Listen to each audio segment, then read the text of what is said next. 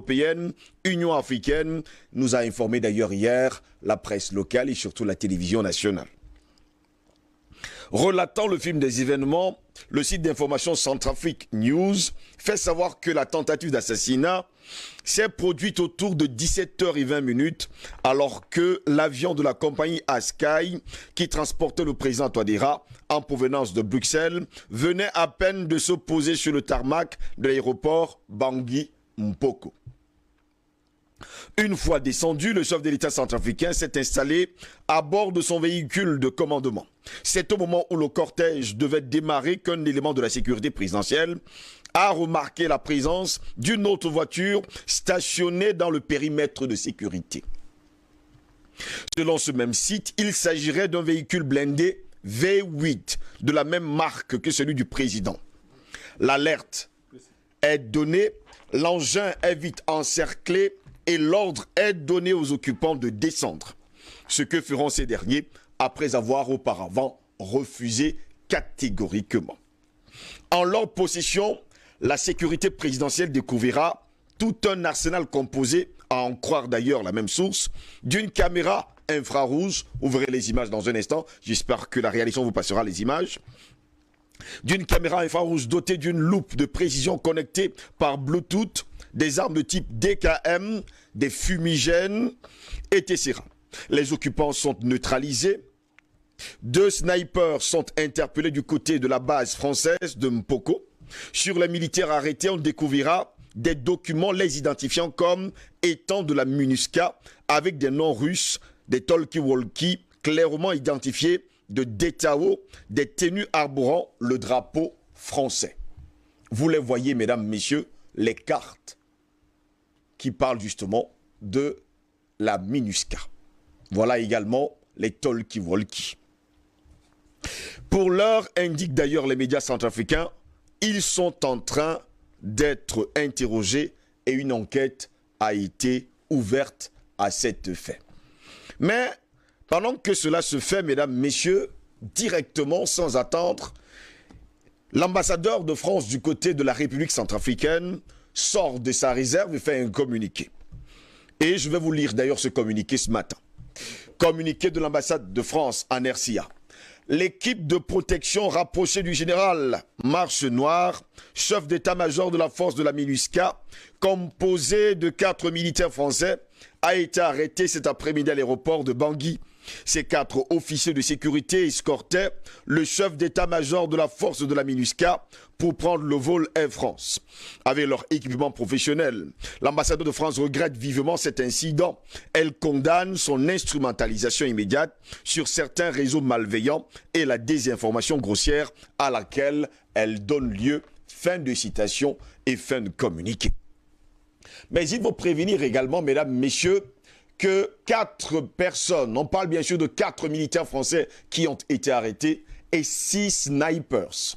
Alors la vraie question est de savoir qu'est-ce qu'ils faisaient à l'aéroport, si jamais on nous fait savoir qu'ils accompagnaient un chef d'état-major.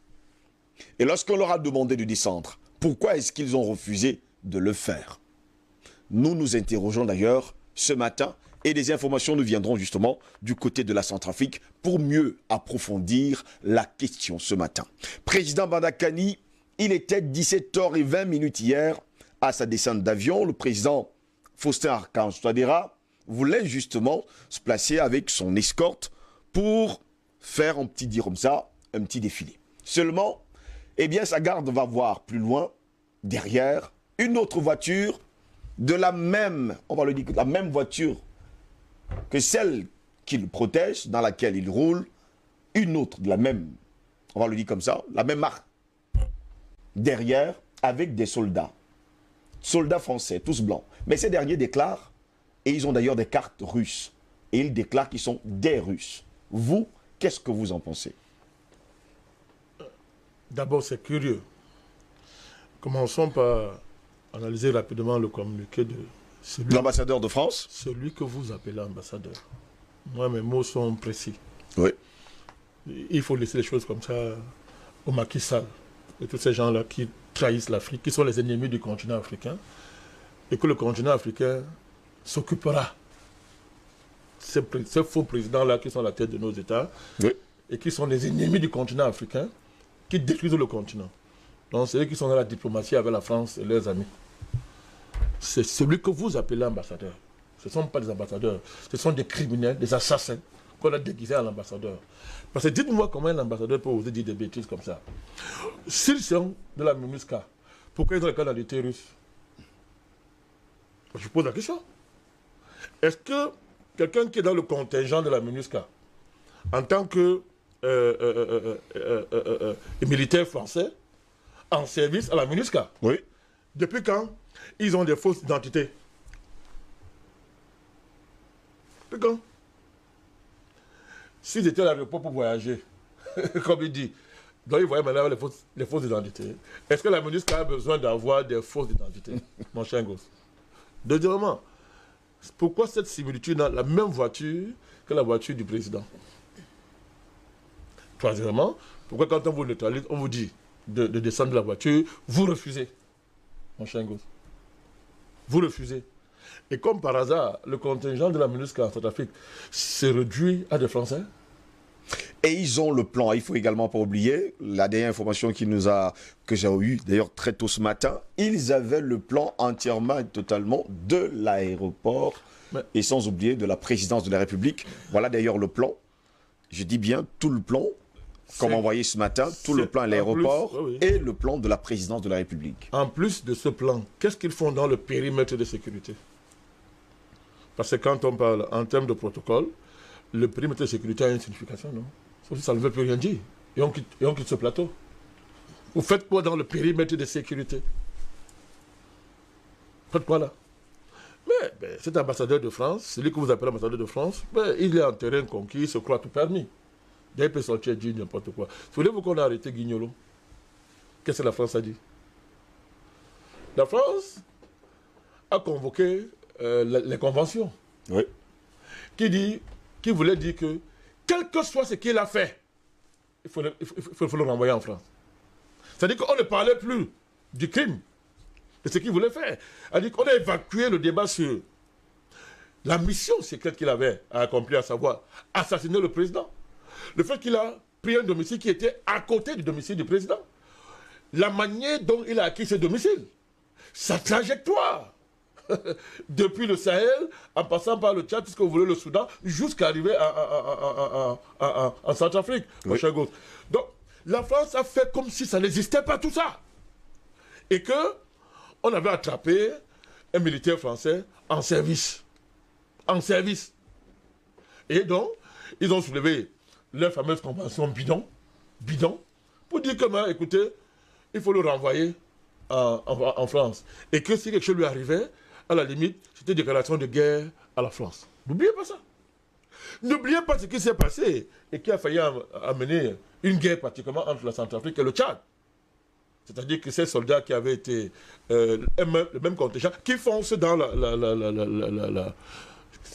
dans le domicile du président. Vous avez oublié, ça fait quelques mois, qui foncent, on les somme, ils refusent d'obtempérer. Ça déclenche de la fusillade et ils maquillent ça en faisant comme si les soldats centrafricains ont délibérément organisé la mort du soldat tchadien. Et ça a failli déclencher une guerre entre le Tchad et la Centrafrique. Heureusement que les dirigeants des deux pays ont évité le piège français. Directement après, les médias français ont engagé la guerre médiatique pour démontrer qu'en fait, non.